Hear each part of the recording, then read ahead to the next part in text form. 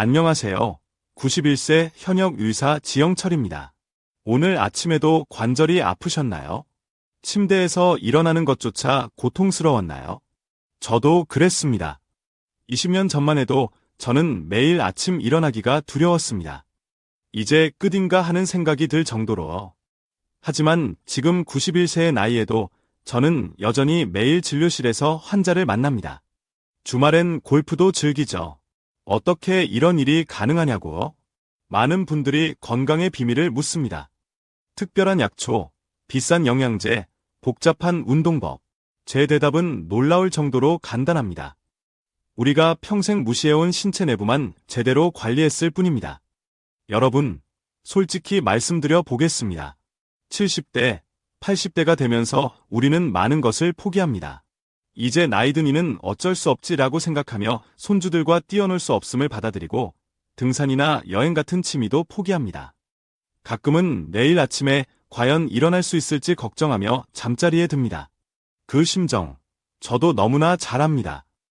하지만 60년 넘게 의사로 살아오면서 저는 한 가지 놀라운 사실을 발견했습니다. 건강하게 오래 사는 사람들은 모두 특정 신체 부위 관리에 공통적으로 신경을 쓴다는 것입니다. 오늘 이야기를 끝까지 들으신다면 어쩌면 여러분의 남은 인생이 완전히 달라질 수 있습니다. 이미 늦었다고 생각하시나요? 절대 그렇지 않습니다. 제 말을 믿으세요. 그리고 더 많은 건강 비결을 계속 받아보시려면 지금 바로 구독 버튼을 눌러주세요. 알림 설정도 해두시면 제 다음 건강 비결을 놓치지 않으실 겁니다. 이 영상이 도움이 되셨다면 좋아요 버튼도 꼭 눌러주세요. 여러분의 작은 응원이 저에게는 큰 힘이 됩니다. 자, 이제 제가 60년간의 의료 경험을 통해 발견한 놀라운 건강 비밀을 함께 나눠볼까요? 인체는 하나의 연결된 시스템입니다. 그중 몇몇 부위는 마치 고속도로의 주요 교차로처럼 전신의 건강에 결정적 영향을 미칩니다. 제가 발견한 4가지 부위 관리법은 놀랍도록 간단합니다. 매일 단 몇 분만 투자해도 신체 기능이 원활해지고 면역력이 강화되며 에너지가 넘치게 됩니다. 그 4가지 부위는 바로 발, 겨드랑이, 허벅지 안쪽, 등과 두피입니다. 이 부위들이 왜 그렇게 중요할까요? 단순히 위생 차원을 넘어 이 부위들은 우리 몸의 주요 혈관과 림프절, 신경계가 집중된 곳입니다. 이 부위들의 관리 상태가 전신 건강을 좌우한다고 해도 과언이 아닙니다. 75세 이후에도 활기차게 살고 싶으신가요? 그렇다면 지금부터라도 이 4부위에 관심을 가져야 합니다. 우리는 흔히 피부주름, 백발, 관절통을 나이 드는 불가피한 증상으로 여깁니다. 하지만 제 60년 의학 경험에 비추어 말씀드리자면 이런 증상들 대부분이 제대로 된 신체 관리만으로도 크게 개선될 수 있습니다. 나이가 들었다는 이유로 포기하지 마세요. 지금 시작해도 결코 늦지 않습니다. 오히려 나이가 많을수록 이 관리법의 효과는 더 뚜렷하게 나타납니다. 이제 제가 60년간 의료 현장에서 발견한 4가지 부위 관리법을 하나씩 자세히 알려드리겠습니다. 첫 번째는 발입니다. 여러분의 발, 매일 수만 볼을 걷게 해주는 이 소중한 신체 부위를 얼마나 소중히 여기고 계신가요? 제 진료실에 78세 박님이 찾아왔을 때 그는 거의 걷지 못할 정도였습니다. 선생님, 팔이 너무 아파서 화장실 가는 것조차 고통스러워요. 이제 내 인생은 끝난 것 같아요. 그의 눈에는 눈물이 고여 있었습니다. 저는 그의 발을 살펴봤습니다. 굳은 살이 깊게 박히고 건조한 피부는 곳곳이 갈라져 있었습니다. 발가락 사이는 습기와 균으로 인해 염증이 생긴 상태였죠. 제가 물었습니다. 발을 어떻게 관리하고 계신가요? 그는 말했습니다. 관리요? 그냥 씻기만 하는데 바로 그겁니다. 우리는 발을 단순히 씻는 것만으로 충분하다고 생각합니다. 그러나 발은 단순한 이동수단이 아닙니다. 발에는 무려 7,000개 이상의 신경 말단이 있고 이는 모두 우리 내장 기관과 연결되어 있습니다. 동의학에서는 이를 경락이라고 부릅니다. 서양 의학에서도 이제 연결성을 인정하고 있죠. 저는 의대생들에게 항상 이렇게 가르칩니다. 발은 제2의 심장이다. 발에 있는 혈관과 근육이 심장을 도와 혈액을 온몸으로 펌프질하기 때문입니다. 놀랍게도 발 관리는 심혈관 건강을 개선하고 혈압을 안정시키며 심지어 수면의 질까지 향상시킵니다. 그럼 어떻게 발을 제대로 관리해야 할까요? 제가 60년간 연구하고 실천한 발 관리 단계를 알려드리겠습니다. 첫 번째, 따뜻한 물에 30분간 담그기. 물 온도는 체온보다 약간 높은 40도 정도가 이상적입니다. 너무 뜨거우면 피부가 손상될 수 있으니 주의하세요. 30분간 발을 담그면 발의 혈관이 확장되고 전신의 혈액순환이 촉진됩니다. 저는 환자들에게 물에 한 줌의 소금을 넣도록 권합니다. 이렇게 하면 부종 완화에 더욱 효과적이죠. 이렇게 하면 하루 종일 발에 쌓인 피로가 풀리고 다리의 붓기도 빠르게 가라앉습니다. 특히 당뇨나 고혈압이 있으신 분들에게 매우 중요한 과정이에요. 78세 이명숙 할머니는 이 방법으로 20년간 고생하던 불면증을 극복했습니다. 그녀의 말을 직접 들어보세요. 지 박사님이 알려주신 대로 매일 저녁 발을 따뜻한 물에 담그기 시작했어요. 처음엔 이런 걸로 뭐가 달라지겠어 싶었는데 일주일 만에 달라지더라고요. 30년 만에 처음으로 야 없이 깊은 잠을 잘 수 있었어요. 두 번째, 발바닥을 부드럽게 마사지하기. 발바닥에는 전신의 장기와 연결된 반사구가 있습니다. 이 부분을 부드럽게 마사지하는 것만으로도 매장 기관의 활동을 촉진할 수 있어요. 저는 매일 아침 눈을 뜨자마자 그리고 저녁에 잠들기 전 발바닥 마사지를 합니다. 손가락 끝으로 발바닥을 원을 그리듯 마사지하세요. 특히 발 뒤꿈치와 발가락 사이, 발볼 부분을 중점적으로 마사지하면 좋습니다. 제 환자 중 한 분은 이 마사지 덕분에 15년간 고생하던 변비가 해결됐습니다. 세 번째, 발가락 사이까지 꼼꼼히 세척 후 완전히 건조하기. 많은 분들이 간과하는 부분입니다. 발가락 사이는 습하고 어두워 균이 번식하기 가장 좋은 환경입니다. 이곳에 피부 문제가 생기면 전신 건강에 영향을 미칠 수 있습니다. 부드러운 수건이나 면봉으로 발가락 사이를 꼼꼼히 닦고 완전히 말려야 합니다. 특히 당뇨병이 있으신 분들은 더욱 신경 써야 합니다. 제 진료실에 찾아온 82세 김우진 할아버지는 발가락 사이 무좀으로 시작된 감염이 심해져 결국 발가락 절단 위기까지 갔었습니다. 다행히 적절한 치료와 관리로 회복했지만 그가 평소 발가락 사이를 제대로 관리했다면 이런 고통은 없었을 겁니다. 네 번째, 보습크림과 미끄럼 방지 신발 사용하기. 노년기에는 피부가 건조해지고 민감해집니다. 발 피부도 마찬가지입니다. 목욕 후 바디로션이나 전용 풋크림으로 발을 부드럽게 유지하세요. 또한 집안에서도 반드시 미끄럼 방지 슬리퍼를 신으세요. 맨발로 딱딱한 바닥을 걷는 것은 발 건강에 좋지 않습니다. 제 경험상 70대 이상이 되면 적절한 신발 착용만으로도 발과 무릎 통증이 30% 이상 감소할 수 있습니다. 박상철님은 이 4가지 관리법을 3개월간 꾸준히 실천했습니다. 그 결과는 어땠을까요? 지 박사님 기적입니다. 이제 아침에 일어나면 발이 아프지 않아요. 지난 주말에는 선주와 함께 동네 공원을 한 바퀴 돌았어요. 1년 전만 해도 상상도 못했던 일이에요. 여러분도 지금 바로 시작하세요. 너무 늦은 때란 없습니다. 발 관리는 단순한 위생을 넘어 전신 건강의 기본입니다. 내일 아침부터 저와 함께 발 관리를 시작해 보시겠어요? 다음으로는 많은 분들이 간과하는 겨드랑이 관리법에 대해 알려드리겠습니다. 이 부위가 왜 면역력의 핵심인지, 그리고 어떻게 관리해야 하는지 함께 알아보겠습니다. 깊게 숨을 들이마시고 내쉬세요. 여러분, 겨드랑이가 단순한 땀이 나는 곳이라고 생각하시나요? 제가 60년간의 의학 경험으로 말씀드리건대 겨드랑이는 우리 몸의 자연해독 센터입니다. 75세 이정희 할머니의 이야기를 들려드리겠습니다. 그녀는 20년 넘게 계절마다 찾아오는 기관지염과 알레르기로 고생했습니다. 봄과 가을마다 병원을 찾아 항생제와 스테로이드를 복용했다고 말했습니다. 지 박사님, 계절이 바뀔 때마다 항생제 먹는 게 일상이 됐어요. 이러다 평생 약에 의존하며 살아야 하나 싶어요. 제가 그녀의 겨드랑이를 살펴보니 피부가 자극받아 붉어져 있었고 땀샘이 막혀 있었습니다. 그녀의 림프절도 약간 붓고 단단해져 있었습니다. 여러분, 아시나요? 겨드랑이에는 20개 이상의 중요한 림프절이 있습니다. 이 림프절은 우리 몸의 면역체계의 핵심 부분으로 혈액 속 독소를 제거하고 감염과 싸우는 백혈구를 생산합니다. 하지만 안타깝게도 대부분의 사람들이 겨드랑이 관리를 단순히 냄새 제거로 생각합니다. 강한 향수가 든 데오드란트를 뿌리고 땀이 나지 않게 땀샘을 막는 데 집중하죠. 이것이 바로 문제입니다. 겨드랑이의 땀샘은 몸에 독소를 배출하는 중요한 경로입니다. 이를 인공적으로 막으면 독소가 체내에 쌓이게 됩니다. 그렇다고 아무것도 하지 않으면 어떻게 될까요? 균이 번식하고 냄새가 나겠죠. 그럼 어떻게 해야 할까요? 제가 연구하고 실천한 겨드랑이 관리 4단계를 알려드리겠습니다. 첫 번째, 향이 없는 순한 비누로 부드럽게 세척하기. 화학 성분이 강한 바디워시나 비누는 겨드랑이의 자연 균형을 파괴합니다. 저는 60년간 천연 성분의 순한 비누만 사용해왔습니다. 따뜻한 물로 겨드랑이를 적신 후 순한 비누로 원을 그리듯 부드럽게 닦으세요. 너무 세게 문지르면 피부가 자극받아 오히려 균형이 깨질 수 있습니다.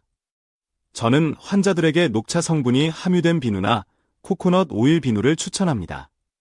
이는 피부를 진정시키는 동시에 자연스럽게 향균 작용을 합니다. 두 번째, 샤워 후 완전히 건조하여 세균 번식 방지하기. 겨드랑이는 습하고 따뜻해 세균이 번식하기 좋은 환경입니다. 샤워 후 부드러운 수건으로 겨드랑이를 완전히 말리는 것이 중요합니다. 저는 환자들에게 헤어드라이어를 사용해 보라고 권합니다.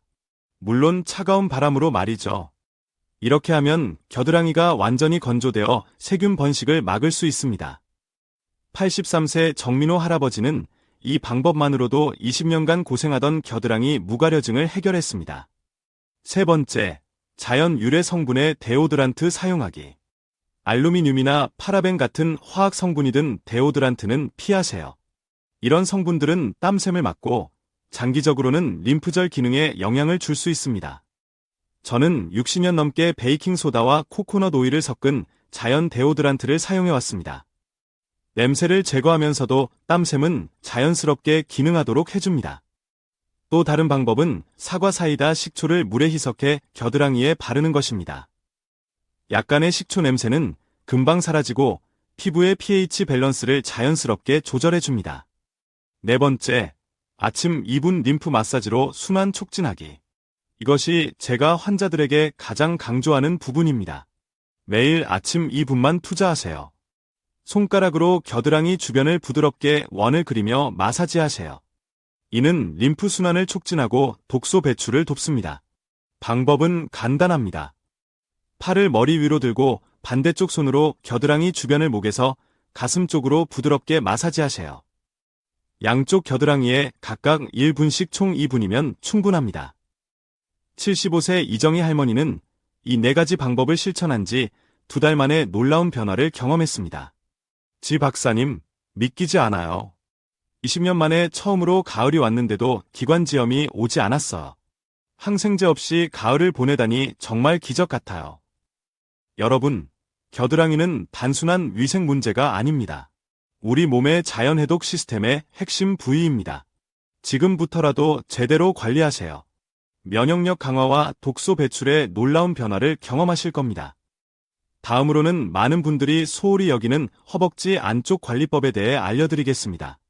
이 부위가 왜 혈액순환과 간 건강의 핵심인지, 그리고 어떻게 관리해야 하는지 함께 알아보겠습니다.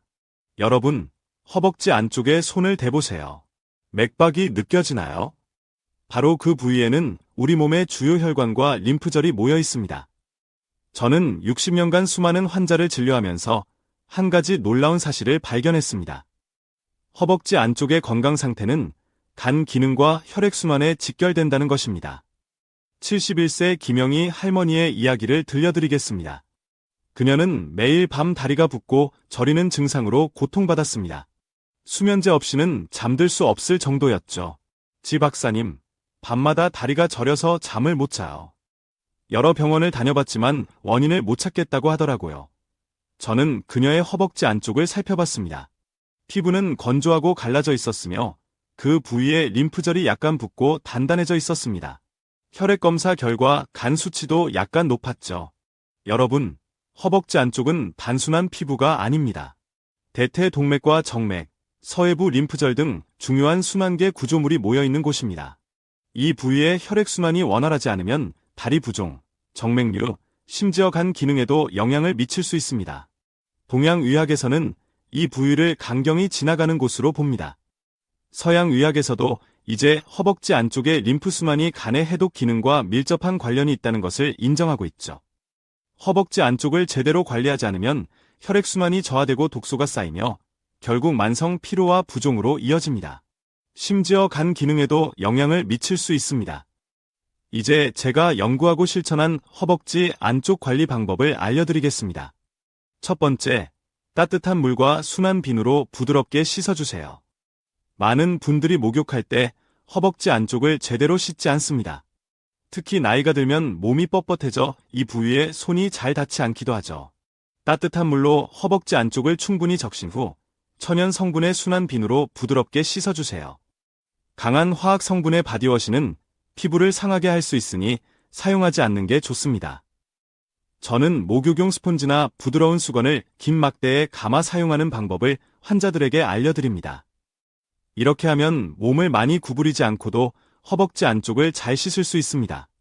두 번째, 씻은 후에는 통기성 좋은 면으로 된 옷을 입어주세요. 허벅지 안쪽은 습하고 따뜻해 피부 문제가 생기기 쉬운 부위입니다. 샤워 후에는 부드러운 수건으로 완전히 말리고 숨 잘 쉬는 면이나 마 소재의 속옷을 입으세요. 특히 나이가 들면 폴리에스터나 나일론 같은 인공 섬유의 속옷은 피하는 것이 좋습니다.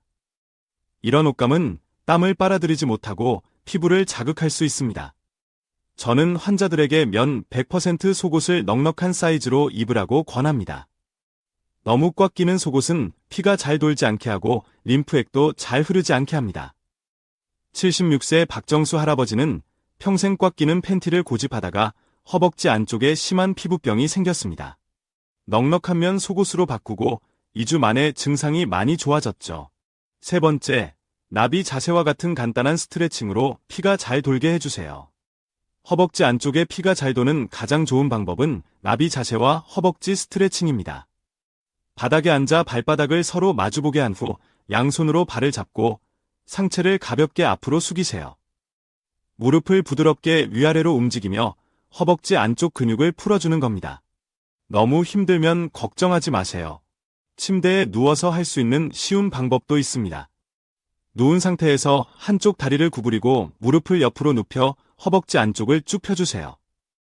저는 91세인 지금도 매일 아침 5분간 이 스트레칭을 합니다. 이것만으로도 피와 림프액이 잘 돌아 하루 종일 다리가 가볍습니다. 마지막으로 피부가 서로 다문지가 않도록 보습제와 파우더를 발라주세요. 나이가 들면 피부가 얇아지고 건조해집니다. 특히 허벅지 안쪽은 마찰이 많은 부위라 잘 관리해야 합니다. 저는 환자들에게 샤워 후 바세린이나 코코넛 오일 같은 천연 보습제를 바르라고 권합니다. 특히 여름철에는 땀으로 인한 마찰을 줄이기 위해 옥수수 전분 가루를 살짝 뿌리는 것도 좋은 방법입니다. 71세 김영희 할머니는 이 4가지 방법을 실천한 지 한 달 만에 놀라운 변화를 경험했습니다. 지 박사님, 믿기지 않아요. 이제 밤에 다리가 저리지 않아 수면제 없이도 잘 수 있어요. 다리 부종도 많이 줄었고 병원에서 간 수치도 정상으로 돌아왔대요. 여러분, 허벅지 안쪽은 단순한 피부가 아닙니다. 피가 잘 돌게 하고 간 건강을 지키는 중요한 부위입니다. 지금부터라도 제대로 관리하세요. 다리 부종, 만성 피로, 간 기능이 놀랍게 좋아지는 것을 경험하실 겁니다. 이제 다음으로는 많은 분들이 소홀히 여기는 등과 두피 관리법에 대해 알려드리겠습니다. 이 부위가 왜 내 건강과 신경계 기능에 중요한지, 그리고 어떻게 관리해야 하는지 함께 알아보겠습니다. 여러분, 몸이 피곤하고 기억력이 떨어지는 것이 단순히 나이 때문이라고 생각하시나요? 75세 조명자 할머니는 요즘 들어 기억력이 급격히 떨어지고 항상 피곤함을 느꼈습니다. 그녀는 이것이 치매의 시작이라고 두려워했죠. 지 박사님, 요즘 손주 이름도 가끔 헷갈려요. 이게 치매의 시작인가요? 너무 무섭습니다. 저는 그녀의 등과 두피를 살펴보았습니다. 딱딱하게 굳은 근육, 건조한 두피, 현저히 감소한 혈액순환. 외상했던 대로였습니다. 등과 두피는 단순한 신체 부위가 아닙니다. 이 근육들이 뭉치면 뇌로 가는 피의 흐름이 감소하고 결과적으로 기억력과 인지 기능이 떨어집니다. 두피도 마찬가지입니다. 두피의 건강은 뇌 건강과 직결됩니다. 두피에 피가 잘 돌지 않으면 뇌로 가는 영양 공급이 감소하고 이는 생각하는 기능이 떨어지는 원인이 될 수 있습니다. 이제 제가 연구하고 실천한 등과 두피 관리 방법을 알려드리겠습니다. 첫 번째, 미지근한 물과 부드러운 브러쉬로 등을 씻어주세요. 목욕할 때 대부분의 사람들은 등을 제대로 씻지 못합니다. 특히 나이가 들면 팔이 뻣뻣해져 등 전체에 손이 닿지 않는 경우가 많죠. 저는 환자들에게 긴 손잡이가 달린 부드러운 목욕 브러쉬를 사용하라고 권합니다. 미지근한 물로 등을 적신 후 부드러운 원을 그리며 척추에서 바깥쪽으로 마사지하듯 씻으세요. 이렇게 하면 등에 피가 잘 돌고 뭉쳐있던 근육이 풀립니다. 또한 뇌로 가는 피의 흐름이 좋아져 머리가 맑아지는 효과도 있습니다. 79세 김철수 할아버지는 이 방법을 실천한 후 샤워만 해도 머리가 맑아지는 것 같다고 말했습니다. 두 번째, 두피 마사지를 통해 뇌로 가는 피의 흐름을 좋게 해주세요. 두피 마사지는 뇌 건강에 놀라운 효과가 있습니다. 두피에는 수많은 혈관이 있어 적절한 마사지는 뇌로 가는 피의 흐름을 직접적으로 좋게 합니다. 저는 매일 아침과 저녁 손가락 끝으로 두피 전체를 부드럽게 마사지합니다. 방법은 간단합니다. 손가락 끝으로 두피를 부드럽게 원을 그리며 5분간 마사지하세요. 이때 너무 세게 누르지 마세요. 샴푸할 때도 두피를 부드럽게 마사지하듯 하시면 좋습니다. 특히 뒤통수와 관자놀이 부근은 뇌로 가는 중요한 혈관이 지나는 곳이니 신경 써서 마사지해주세요. 75세 조명자 할머니는 이 마사지를 시작한 지 2주 만에 머리가 맑아지고 기억력도 좋아진 것 같다고 말했습니다. 세 번째, 아침에 간단한 스트레칭으로 척추를 유연하게 유지하세요. 척추는 우리 신경계의 고속도로입니다. 척추의 유연성은 온몸의 신경 전달과 피의 흐름에 직접적인 영향을 미칩니다. 저는 91세인 지금도 매일 아침 5분간 간단한 척추 스트레칭을 합니다. 방법은 쉽습니다. 침대에 앉아 천천히 머리를 좌우로 돌리고 앞뒤로 움직여보세요. 그런 다음 어깨를 천천히 돌리고 상체를 천천히 옆으로 구부려보세요. 너무 어려우면 걱정하지 마세요. 침대에 누워서 할 수 있는 더 쉬운 방법도 있습니다. 무릎을 구부린 채 누워서 엉덩이를 살짝 들어 올렸다 내리는 것만으로도 허리와 척추의 유연성을 유지할 수 있습니다. 저의 오랜 환자 중 한 분인 83세 방영호 할아버지는 이 스트레칭을 시작한 지 한 달 만에 15년간 시달렸던 만성 요통이 크게 좋아졌다고 합니다. 마지막으로 저녁 시간에 5분만 마사지를 하면 깊은 잠을 잘 수 있습니다. 잠자기 전 5분간의 등과 목 마사지는 깊은 잠을 자는데 큰 도움이 됩니다. 이는 척추를 따라 달리는 뭉친 근육을 풀어주고 중추신경계를 편안하게 해주는 효과가 있습니다. 방법은 간단합니다. 마사지 크림이나 오일을 손에 덜어 목부터 허리까지 부드럽게 마사지해주세요. 특히 목과 어깨 부분의 뭉침을 풀어주는 것이 중요합니다.